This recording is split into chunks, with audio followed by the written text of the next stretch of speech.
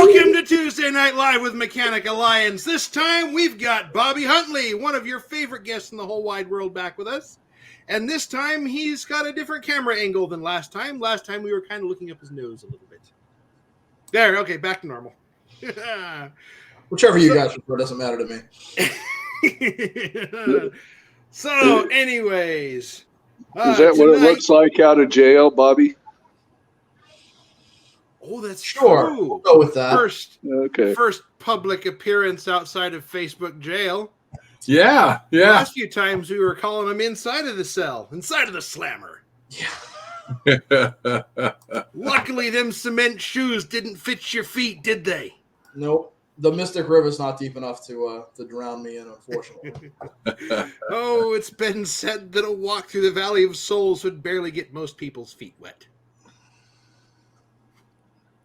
So, anyways, before we get started, 2 items of business. First off, a longtime fan and friend of Mechanic Alliance, Andre Lambert, getting grandbaby number 2, 3, something like that. I'm not sure, but he's happy. He'll be happy. Grandbaby coming up, so that's just a great thing for him. We're happy for Andre. Second item of business, Marv, tell us what's cooking with the My Certified Mechanic stuff now. Well, a lot of stuff. I'll post a video tomorrow. Ooh, teaser. Wow. You guys are going to have to wait to see the awesomeness that is coming up. That was brilliant. Now, as you can see in our, hey, we've got comments already. Can you believe that? Are they good ones? Zach says Dave needs a hat to fit in. No. I cover up that one hair. Remember? We can't do that. We couldn't have him covering up that one hair. Shane, you misspelled Klingons. I hate to tell you, but it's spelled with a K. Assuming that's what he's referring to. I can't see the comments. So. No, good point. He says, hello, fellow Klingons. There's Klingons that on must the starboard bow, starboard bow, starboard bow. Anyways, that hat's getting warm.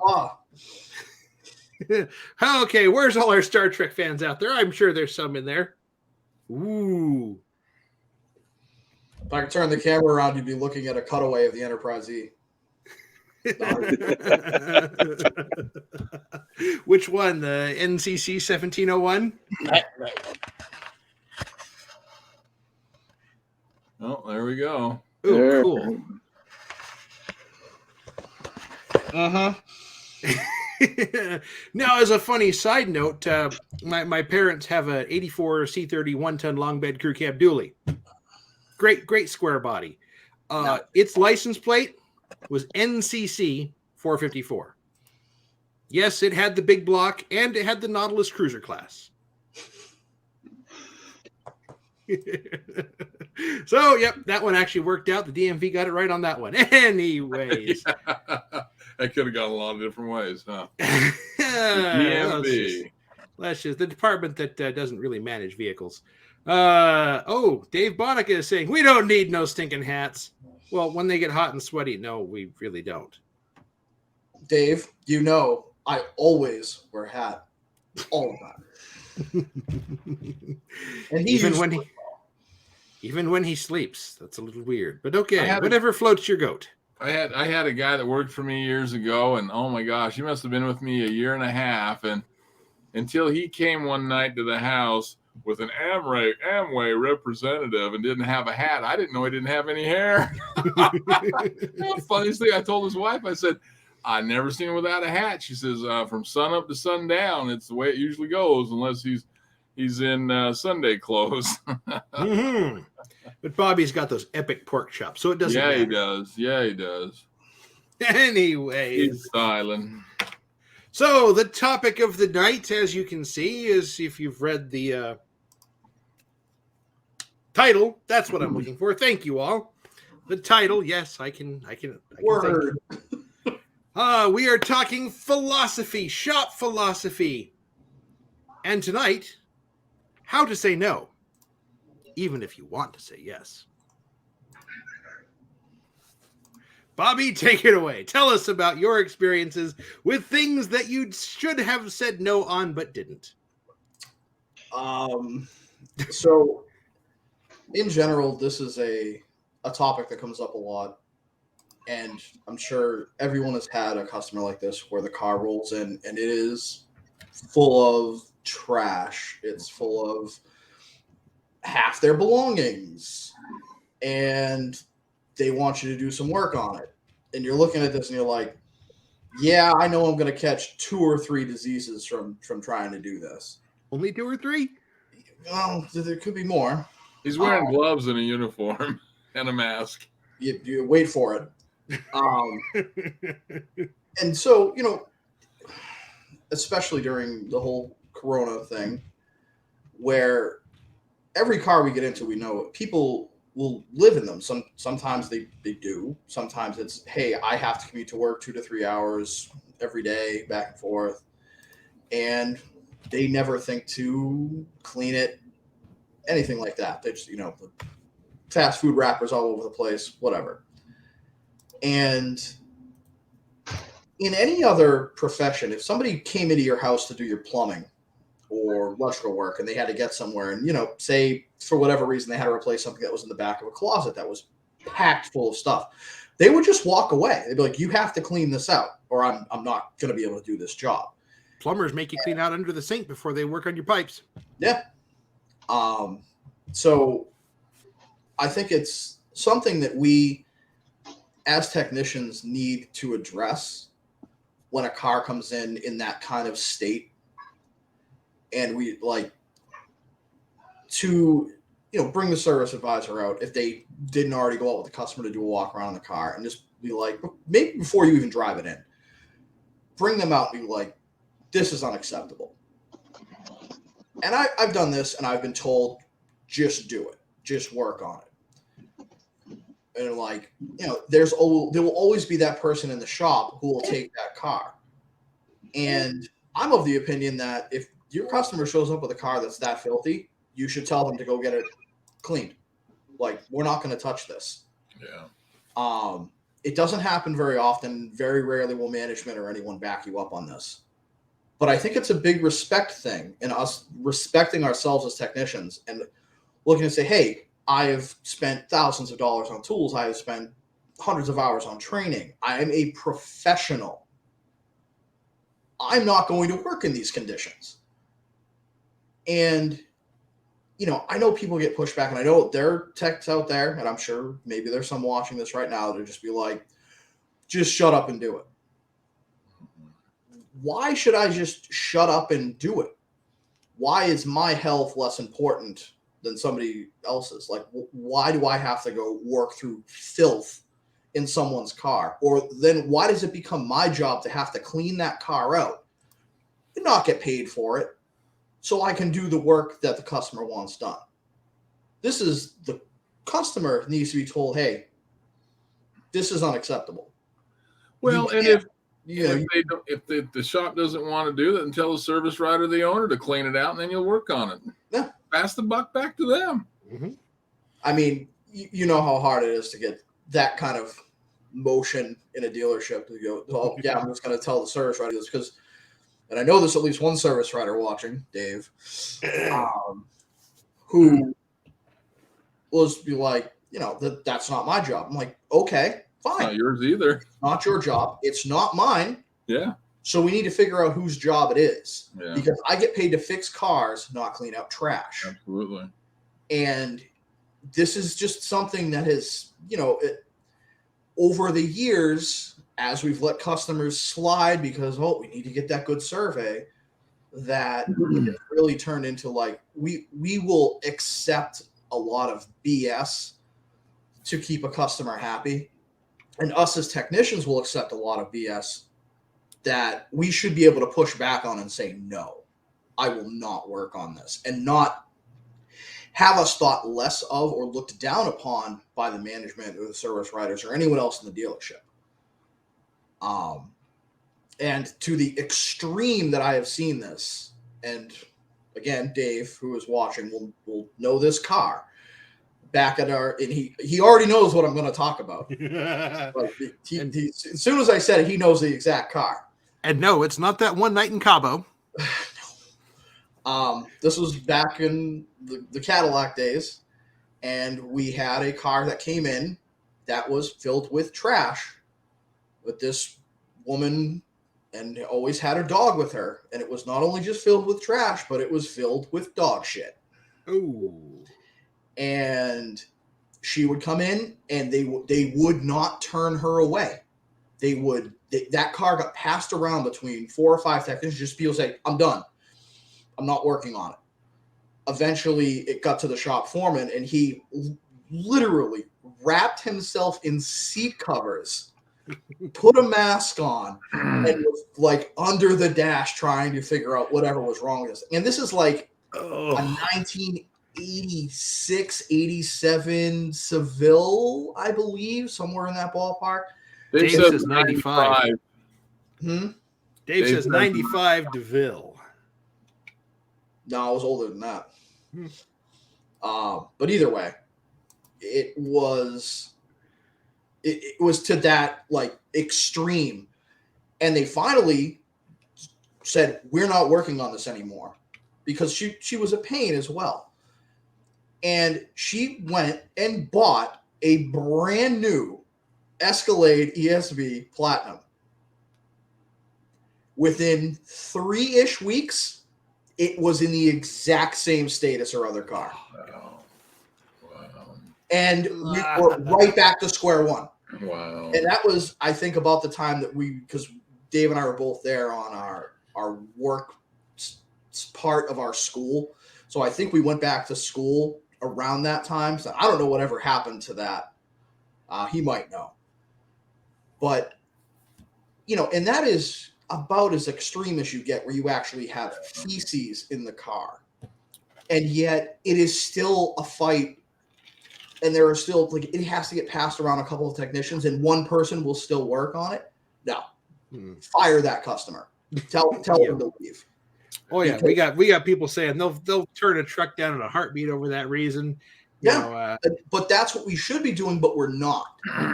Like there are way too many people who, I don't know why. Like, we as technicians, we are professionals. Now, granted, that is not necessarily how the outside world sees us. They see, oh, look, they change oil. Okay, your misconceptions are fantastic. That's not the actual way this works.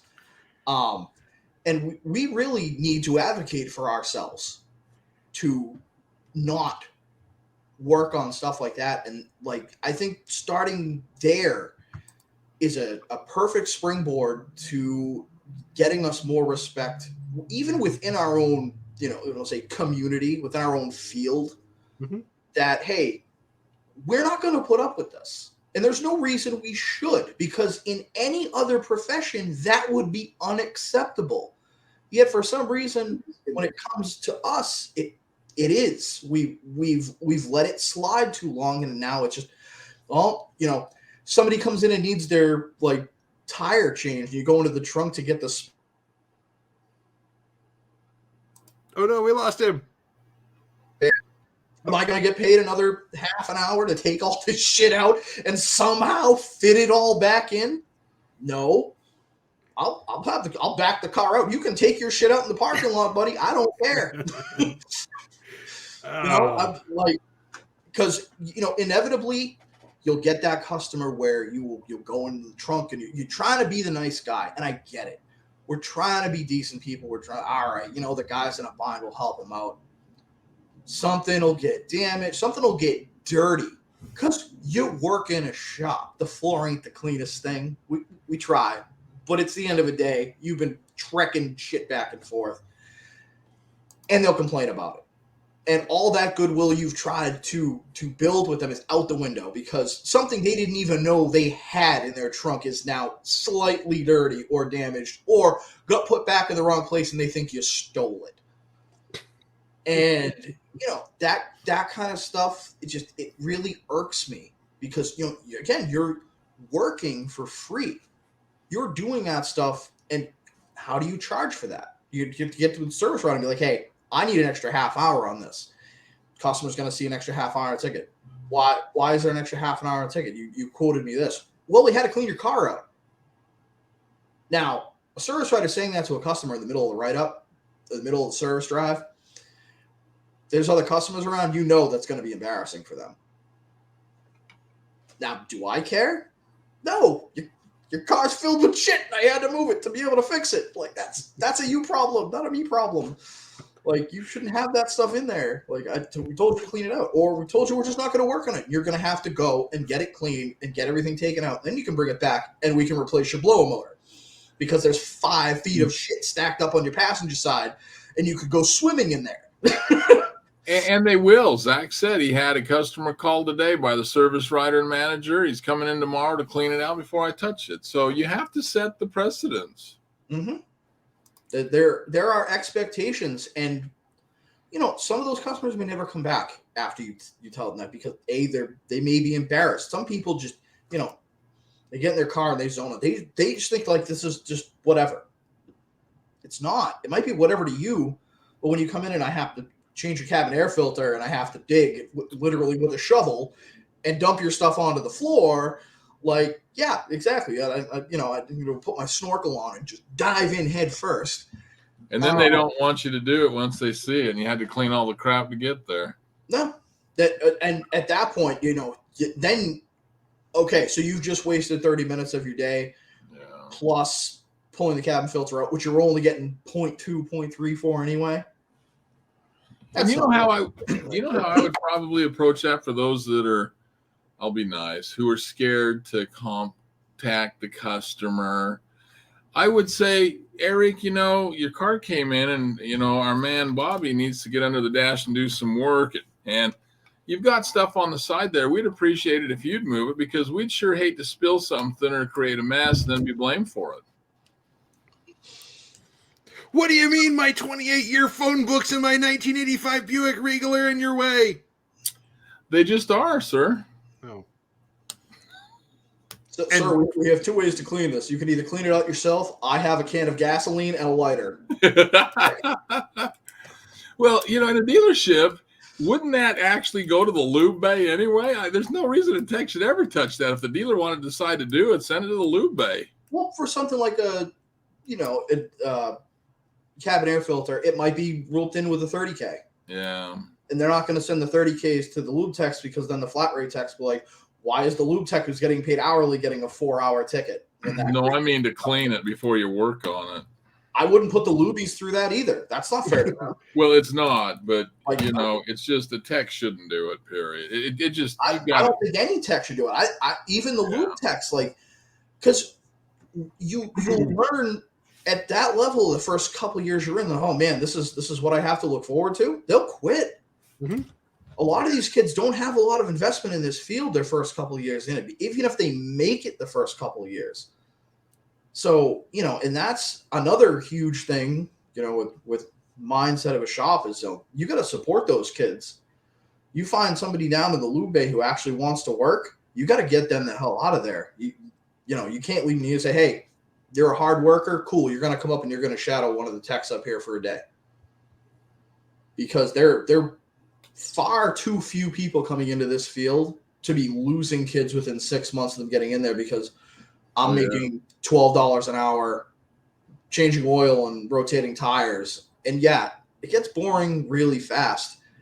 And, you got to have somebody, and I've done this. I've trained the quick lube kids to keep an eye on him and say, hey, this kid's doing really good. We need to make sure that he gets tougher work. He deserves it. He's shown the aptitude. Yeah. Yes. But as mainline techs, we look at them like, well, they're just doing oil changes. Well, that was us once, and that's everybody in here. Everyone at some point is the first time they ever changed oil on a car. First time they ever took a tire off and said, wow, how do those brakes work? We were all there at one point. Mm-hmm.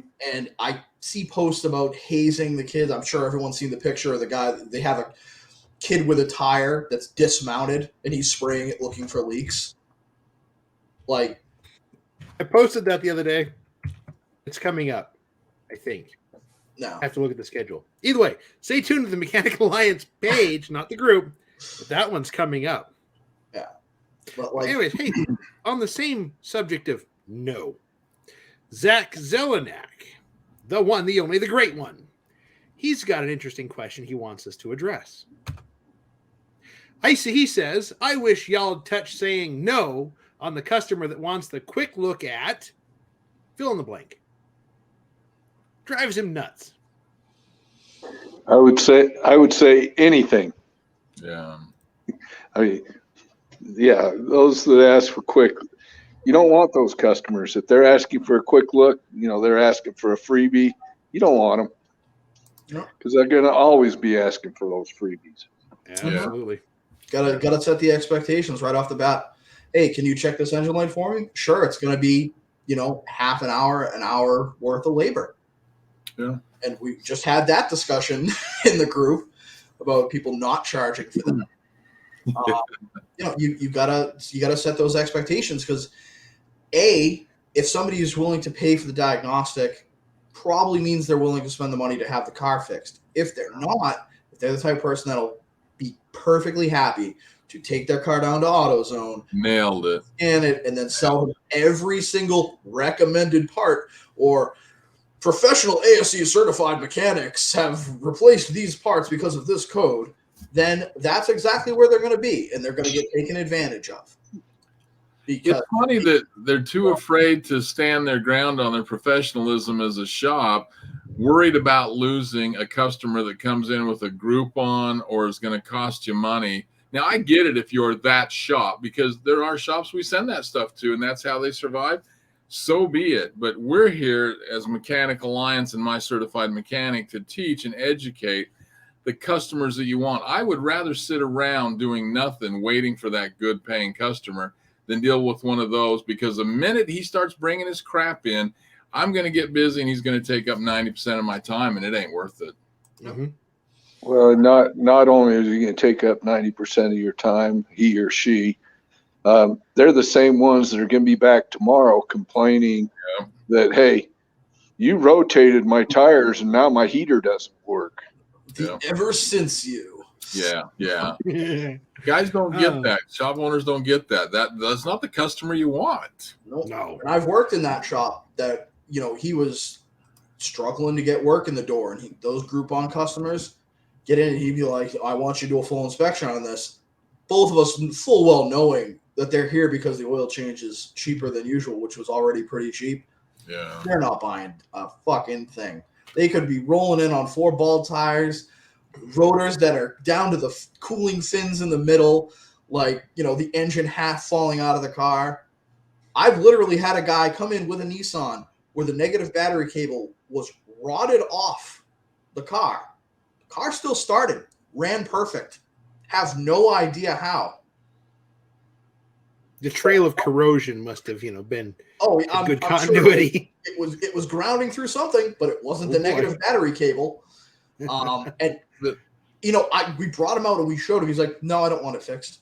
I'm like, all right, so your car's running on fucking magic at this point. We're cool. The thing is too is that you do that Groupon special, and the next time George down the street has it for $1 less, he's not coming back to you anyway. He's not. You're looking for the residual customer who continues to come in, the one that appreciates you, that you show professionalism to. You don't want to, not on our group. And if you're on our group, it's okay to leave, because we're going to keep talking about this. It's not where you want to be. Not at all. You don't want to be getting the lowest common denominator customers.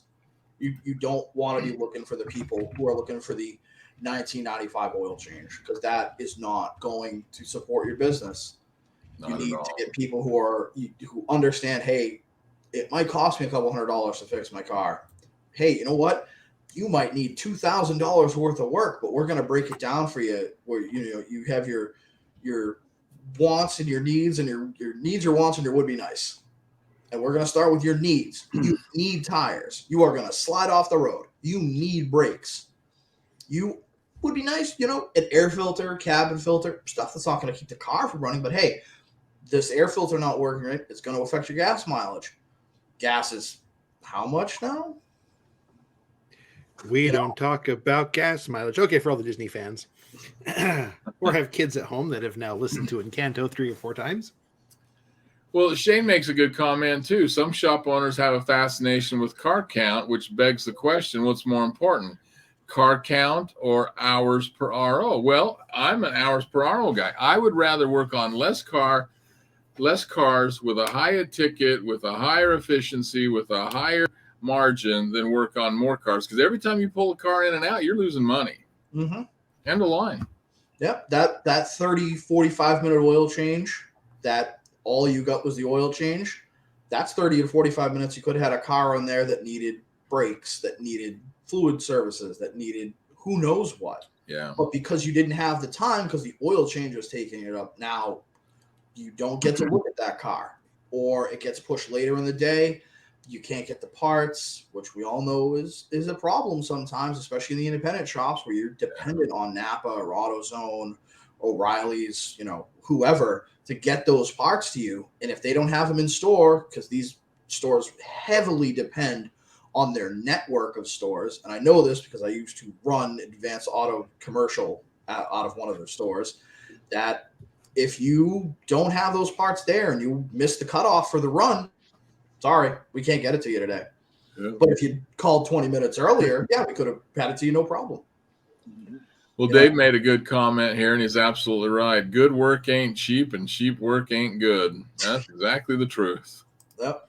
It's like good, cheap, and fast. Pick two. They're mutually exclusive. Yeah. That people don't – and that's one of the things where in the trades, if you have a plumber or electrician, somebody has to come over, and it's usually an emergency.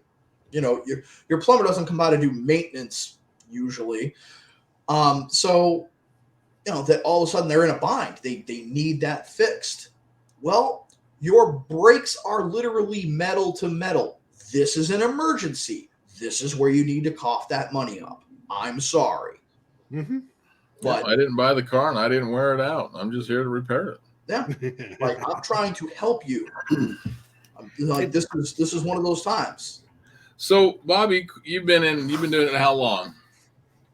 20 years.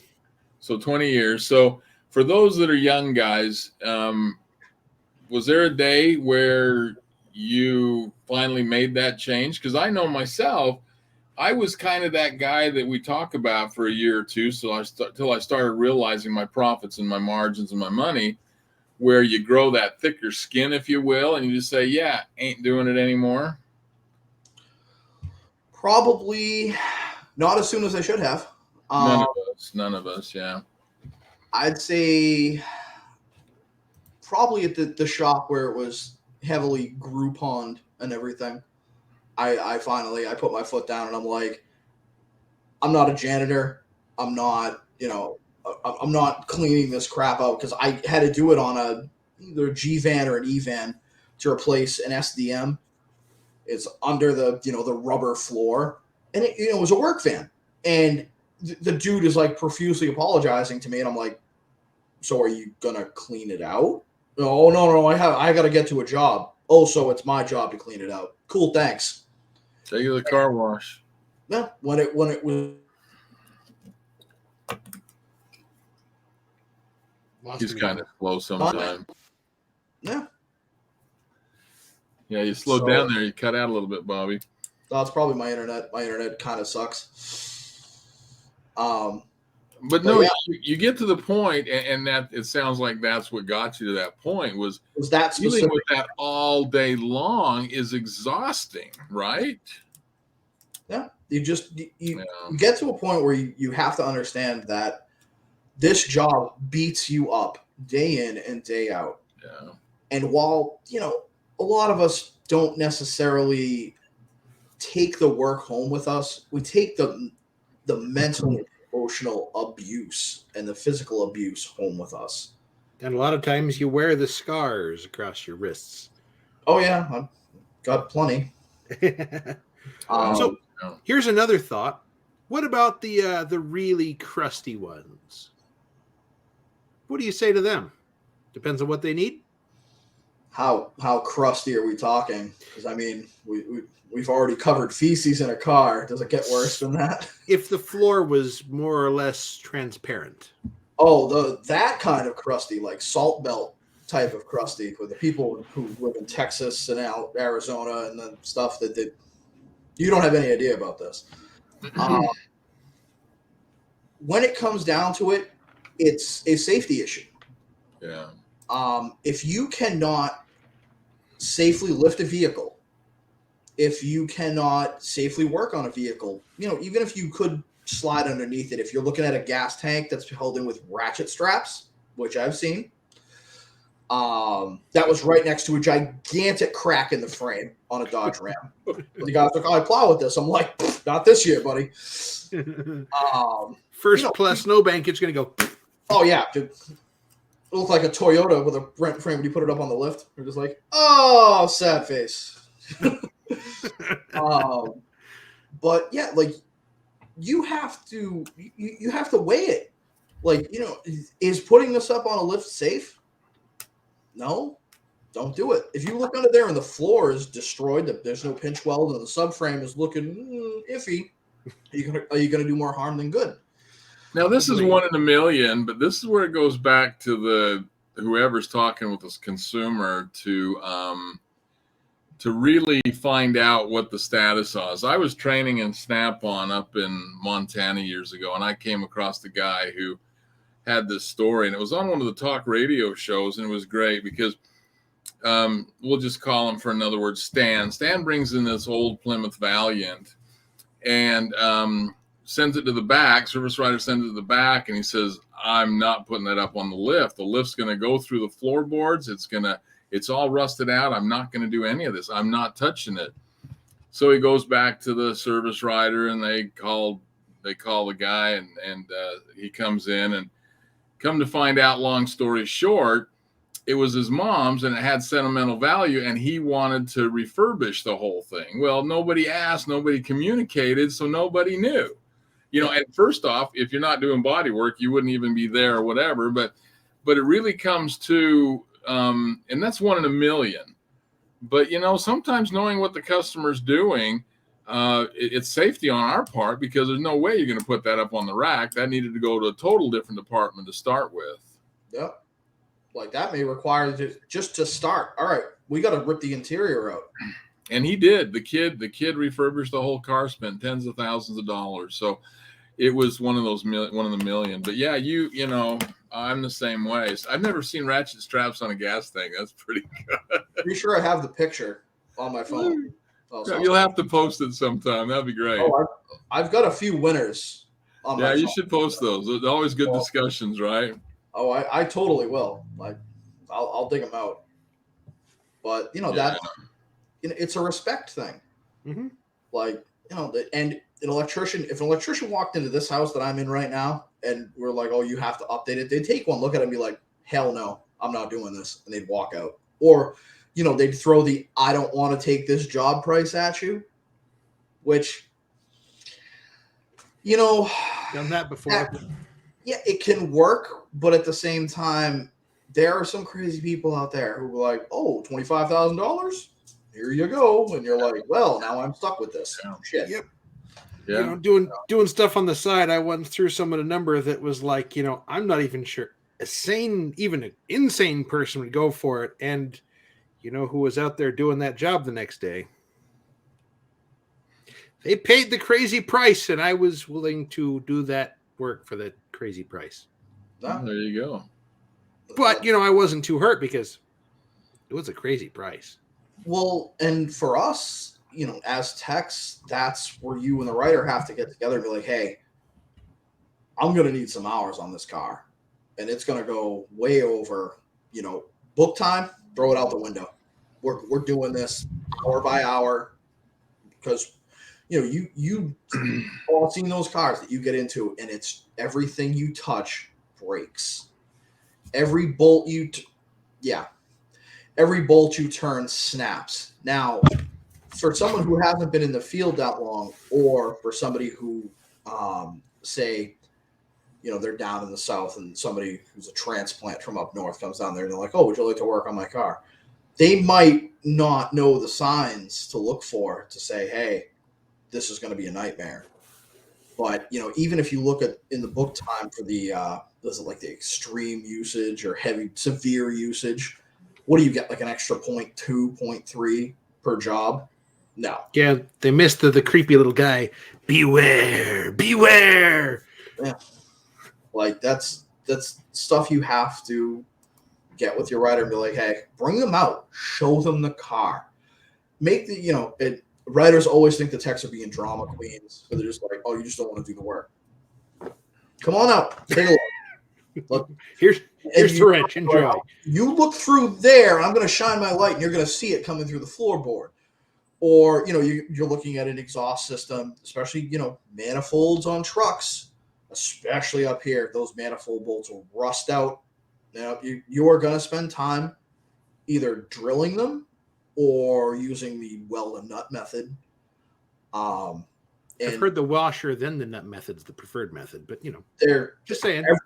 That's art, not science. And I am not an artist in that, so everyone probably has their own way of doing it.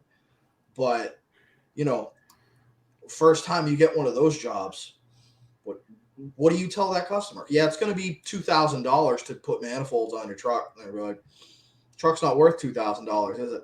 No, it's not. We've really screwed up this industry, and I say we because we as a whole. When you look at and you talk about philosophies, Western and other philosophies in other countries, and from what I understand, and somebody can correct me if I'm wrong, in Europe, in Germany, those technicians are living in the same neighborhoods as the doctors and the dentists and the lawyers. They're going to work in a nice outfit of clothing, changing into their work garb to leave to change back. And I think Dave had said he'd actually seen that too. And somewhere in the way past, it was, oh, you can't do anything, so we'll just put you in the auto shop and let you be a mechanic. And we never took the bull by the horns or changed this industry, because we should be like a plumber. We should be like an electrician. We are. We are. I know, but I'm saying for the value. We're all wrapped in one. I know, but I'm saying for the value to the consumer. Yeah. Because there isn't no electrician and no plumber that's going to go through the crap that we got to do to clear out something to get there, because he's going to look at it and go, that wall needs to be moved before I'm even going to touch it. Yeah. And that's how it should be. But we never did that. And I don't know why. Our founding fathers of the automotive repair industry or what should have been together as a group and created a big alliance, a big association, a big get together that, no, this is how it goes. This is how it's regulated. And we regulate it ourselves. Yeah. Yeah, it just never happened. The unions that they have is why they get the prices they get, and where they can just say no. But it's also because they all have to be certified. You have to have a license to be a plumber. You have to have a license to be an electrician. So we don't have that in this industry. We have ASCs, which I have one, and I've never gotten any more because we don't need them. If we had an actual certification, kind of like what I believe they do in Canada. They do it the same styles. You start off as an apprentice, then you move to journeyman, then you move to master. If we had that, we would be able to command more money. But on top of that, it's also the whole dealership scheme. And that's really what it is. It's a scheme of the automaker saying, yep, you're allowed to sell our cars. And the dealership's like, okay. And now we suddenly have a whole bunch of cars that we have to buy ourselves and that we have to pay off. And if we don't move them, we're sitting there paying for them and things like that. Mm-hmm. And they have so much overhead. And they're like, well, this is why we can't pay technicians enough. To hell with you. Yeah. Like, I'll go somewhere else. Yeah. Yeah. So Justin Loomis has a great comment. He says, I got one for you. The biggest problem where I currently work, why I started my own company, is the fact they want me to generate $2,000 a week in labor alone and be a porter as well for the truck stop. Then I get rode hard over overtime. Half the time I'm working by myself. Oop, it just jumped. So I have to stop working on trucks to answer the phone or put a customer in line or answer the walkie or the store needs. A 45-minute max flat rate job turns into 3 or 4 hours because I have to keep stopping. At that point, you're not a tech anymore. You're a manager. You're you are doing taking the responsibilities of other people. You are doing other people's jobs. You should be paid for doing those other jobs. No, I'm not going to answer the phone. No, I'm not going to write this customer up. And I've seen that in shops, usually independent shops, where the techs they go in and they end up having to write customers up, or they have to, do the job of the service writer because maybe there's not a dedicated service writer. Maybe it's just a shop manager who may or may not know exactly the right questions to ask. Mhm. But, that's, if you're hourly, all right, yeah, you can waste that time. If you're flat rate, you can't spend that time doing that. No, you will never make money on a job if you are doing 2 other people's jobs on top of your own. Am I driving a car around to a customer? Hell no. Am I going to go out there and interrogate them about what's wrong with their car? Hell no. That's the service writer's job. Yeah. The service writers need to know to ask the questions of these customers. So, when they get in there, spend the extra 5 minutes and ask them the right questions. So I'm not coming back to you 3 or 4 times saying, hey, you need to call the customer and ask them this. Well, this is what I found. Well, is it doing it now? I road tested it. I can't hear it. Does it only do it when it's cold? Does it do it when it's warm? Does it do it when it's exactly 32.5 degrees out? That's killing you. Kick the car out. Say, until you get me an answer, it's sitting outside. Mm-hmm. Pull something So out. Dave has made some good comments on here, and I'm going to throw him under the bus on the way that I think we should bring him on this show because he sounds like a stellar service writer, and maybe he can train some of these techs how to train their service writers. If he's interested in it, dude. Well, like I said, Bobby's smiling. That could be an entertaining show. Hey, Dave, how about it? You want to join us? Block 3 hours off because all we're gonna do is tell stories. And you know what? It's the truth. This is because what we want to do in our whole philosophy, our whole idea is to change things. So somebody coming in who's a dynamic service writer, and we've seen them, they're far and few between, to help the techs into how to direct them into their deal. Now, it's not always going to be easy because half the time they don't even know crap about what they're doing on cars. But at least touch on those trouble too. But that's something that needs to be talked with at management to say when you hire these people, you have to actually don't go after the people who have business degrees or the people who were in retail. I don't give a shit if they can sell. I can sell. I need them to be able to ask intelligent questions to these customers so I don't waste 45 minutes chasing a problem that doesn't exist. We got a commitment from Dave, Eric. Yep, I'm pinging him back. Dave, you're going to hear from me after this is done. Oh, absolutely. Get your calendar open up. I got every day, every Tuesday in April, except for April 19th. Yeah. Start thinking. We got room for you. Really, because this is let's have some training on. I mean, we all know what good one's like, but it sounds like he's been a tech, he's been there, and these are the kind of people we want on this program to help the rest. Yep. That's what it is. I love it. There are people out there in this field who want to change things. Unfortunately, there are a lot of people out there who don't. They've gotten comfortable with it. They're like, oh, well, I guess I'll just clean this car out and then I'll just hopefully ask for another half an hour. Maybe I'll get it. Okay. And this is going to, let's see here. Kevin, you remember this from Mindset Monday. That's a growth or a fixed mindset. I mean, if you're so stuck and stagnant in what you're doing that you're going to subject yourself to that level of hell, time to change. Yeah. Well, and that's what we're trying to help teach. Yep. It's not just like we've talked about. It's not about the money. It's about the environment. You're talking about the environment in a repair shop. Then there are some things that if you want a top guy to come to, you're going to have to make some changes, or, Mr. Owner, do it yourself. No. I mean, we see it out there. We see that they're leaving by bus loads. You can't find a good tech anywhere. We're seeing the sign-on bonuses. We're seeing all that sort of stuff. We had a great chat with one of our great followers today on jobs of moving up and all of that. And he went into a place and they didn't offer him enough. And a couple of us got on and helped him and said, you know what, stand your ground, because there are places out there. It doesn't have to happen today. You just wait, but you find the right offer and you go with it. Because this guy told him, he said, Well, I bring you in on that, I'm going to be paying you more than my current text. I don't give a shit. It's what you're going to be paying me. If you want, don't blame me for my knowledge and what I bring to the table. Them not advocating for themselves in that shop. Absolutely. That's why they're stuck there. And that's what they, so many people are scared to go ask for a raise because they think their bosses can be like, well, I can find somebody else and I can pay them the same I'm paying you or less. Good luck. Those people don't exist in this field.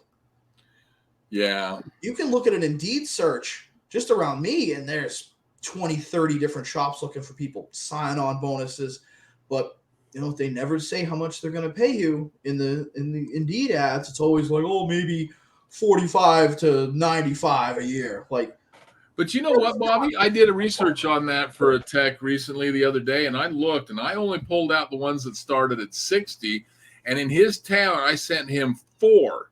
So that's starting. So there's no this crap of we're going to start you at 45. No, your ad said 60, bro. And they're out there. It's starting to happen, guys. It's starting to happen. Minimum.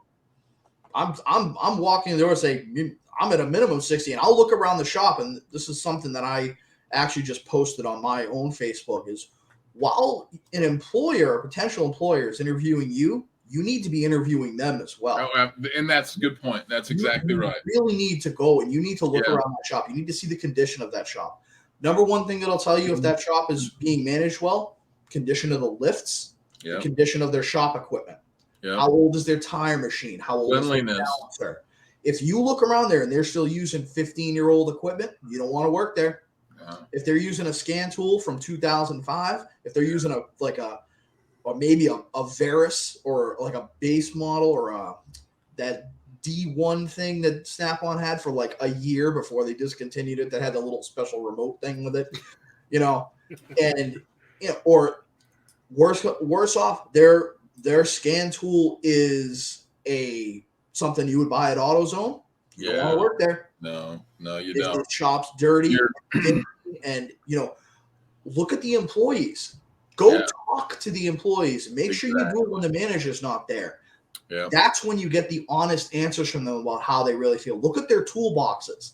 If their toolboxes are a mess, if the floor is covered in oil, if their tools are thrown out, if they look thrown out, that's going to be you in 3 months. And you know what? You're so right on that. I laughed because when I sold diagnostic equipment from Snap-on, I never went through the front door. I always went through the back. And by the time I hit the front, I knew everything I needed to know about that shop. And sometimes I didn't even go. I turned around and left. Because you will learn from your techs. If they're not happy and if it's filthy and there's just no camaraderie and there's no, then, and you can see the same things, everything you've said, you don't want to be there. I don't care if they pay you good because they're not going to. They're going to screw you somehow. Guaranteed. Oh, yeah. No, they'll start with we'll put you on a trial period. Yeah. After that, nope. Walk away. Yeah. There are way too many jobs out there for talented techs who, you do not need to settle these. This isn't like the late 90s, early 2000s where there was a total overbill of technicians and they would just hire anyone and pay them shit. And there was a ton of work, so everyone was still making 50, 60 hours a week, even though you had 18 techs at a dealership that really should have only had 10 or 12. These days, those dealerships are running with 8, 7 techs, some less. And you go in there, you command the money that you deserve. You walk in there, you show them, I have these ASCs. Cool. You have ASCs. That's awesome. I don't have that. But what I have is I've gone to this training. I've gone to this training. I have these certifications that aren't ASCs, but they're something else. I paid for this training myself. And that is also something you need to ask them. That is probably, after money, which is, obviously the most important to us because we do need to live with these jobs. You need to ask them what their philosophy is on training. Yeah. And most don't. And see, even David mentioned on that a largest problem of the service writer issue is there's no training. Just like, and I've seen it in stores with both the large companies I worked for, a franchisee has a new hire, sends him back there and says, go to work. He assumes that because he's done it for 30 years, that kid brand new knows what to do. Well, shame on him.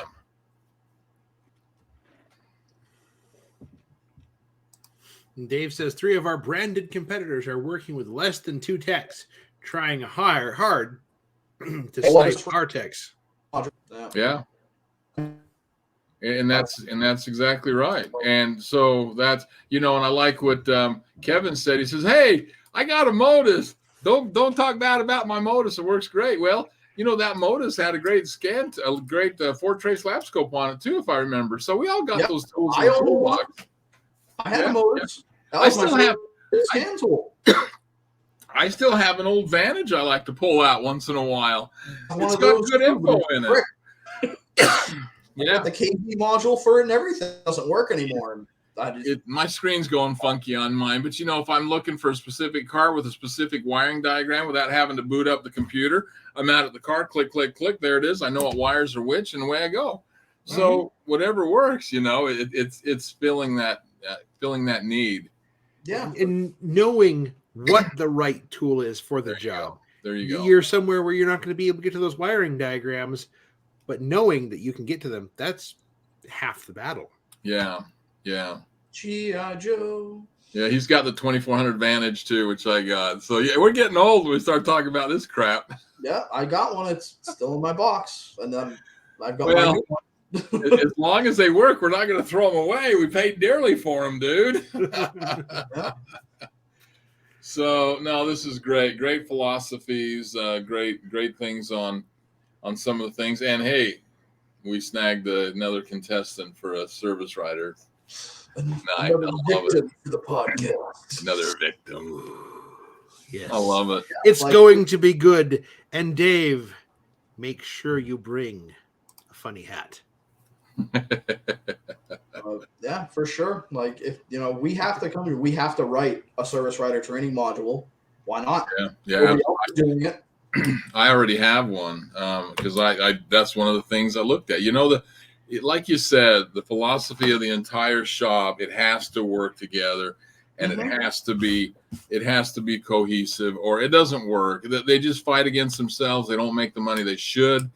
They don't charge what they should. The service rider doesn't support the mechanics like they should, or the techs. It's just all things for failure. How many service riders even know what we have to go through out there? No, How many service riders have ever changed oil?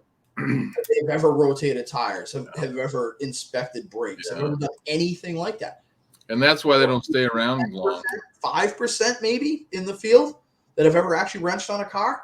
And we're tasking them to be able to explain what is going on in a car that now has 50 plus modules in it to a customer, and have them understand this is why we are charging you this much. This is the value in this repair. Yeah. How are they supposed to communicate from us who we all know we are not the best communicators. We are out in the shop because we don't want to deal with customers.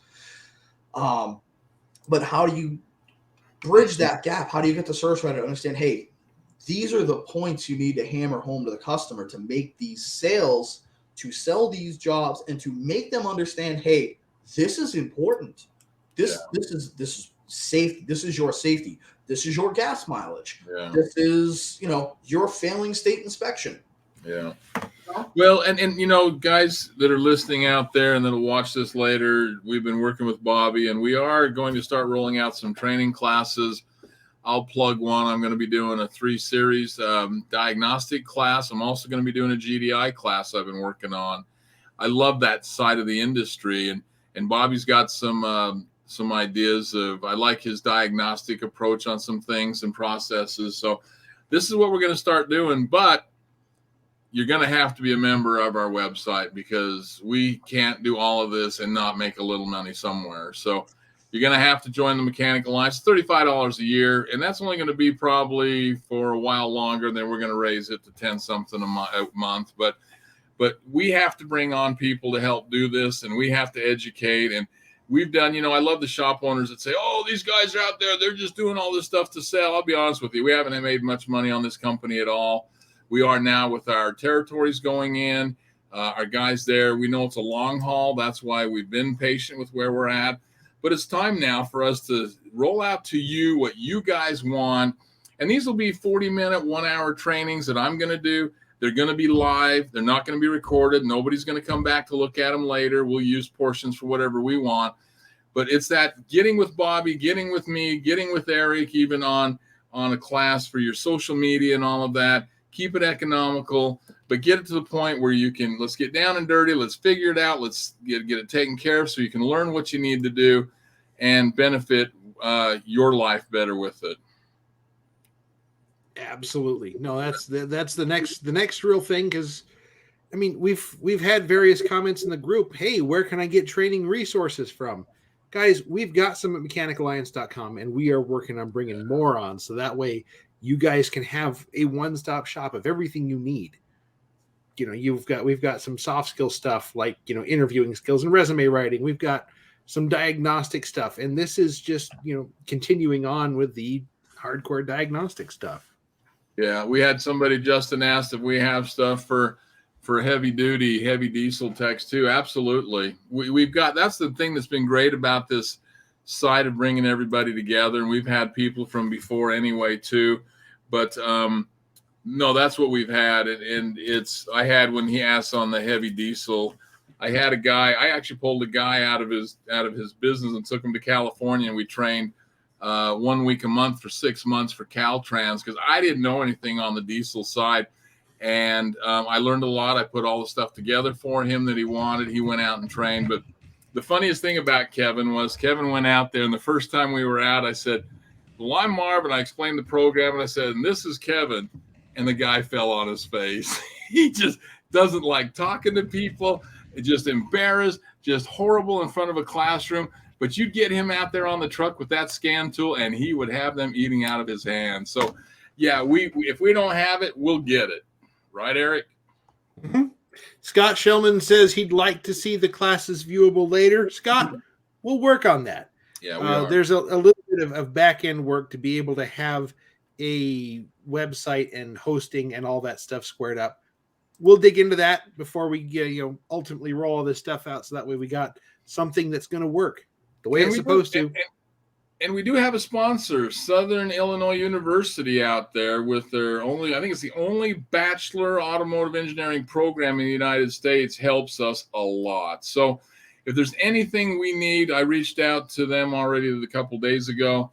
Not a problem. They're happy to help us. They're happy to help the industry too. So, we tie into the right people to make it happen.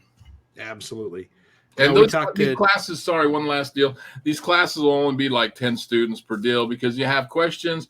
And then how I like to do it, and I don't know, Bobby, we haven't talked much about it, but the other thing is that when we do these classes, one of the things that I was putting this together is then since I'll be doing one a month, which will be 90 days, for that 90 days, they have questions between the classes or whatever. I know Bobby's already said he'd be here to help. I'd be here to help, because that's your live training with COVID and the gas prices and everything. If we can teach you here, and then you're on a live deal and you can reach out to one of us, there's going to be your live training, because you'll not learn any faster than on a live vehicle. Yeah, we got another point for the I agree. I want to see it live later, just in case I missed something and refer back to it. So there's two there, guys. We'll figure it out. It's obvious you're asking. We're listening. 3. I'd also like to give people that option. You don't count. Just kidding. Well, and we will, but then I guess maybe what we'll do is we'll load it on the website, because it ain't going to be for free. Yeah. No, good training. It is worth paying for. Yeah, absolutely. And we want to be fair about it. Yeah, we're not going to try and we're not gouging anybody. And this is where our team comes together with the My Certified Mechanic, when we bring all these guys together, because we have one guy looking at doing heavy diesel. We have RV. We have all sorts of guys out there, and this is what brings it all together and builds us even stronger. Mm-hmm. Well, what a great show tonight, Bobby. Oh, absolutely. So it seems like things are winding down. I just rant for like 45 minutes, and I don't know. People post comments, and well, it's we're up to the hour mark. We've got a new record for a show. We've got 98 comments. 99. Who's going to be 100? 100. Somebody do it. There we go. Is our magic 100 commenter. Woo! Send that Thank you, John. For that, you get Fantastic. 100 internet points. We don't know what they're used for. We haven't figured it out yet. Cool. They're like NFTs. They're not much good to anybody. There we go. Well, I sure appreciate you, Bobby. And Oh, Hey, I it appreciate rolls so you guys. fast is because of the knowledge you have and the things you share. And like we said before, this is where we're filling these classes up for others too that have the knowledge. I mean, it's time to share it and work with each other.